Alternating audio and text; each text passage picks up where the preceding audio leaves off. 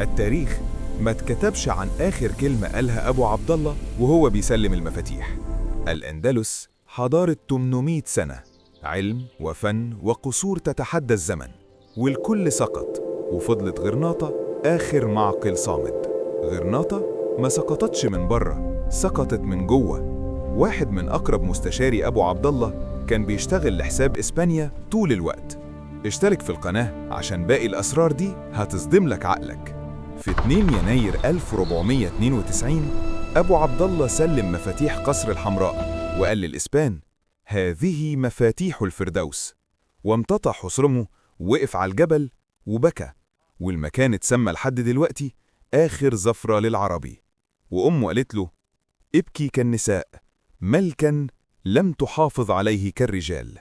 حضارة 800 سنة ما انهدتش بسيف، انهدت بخيانة من جوه وبكاء على جبل.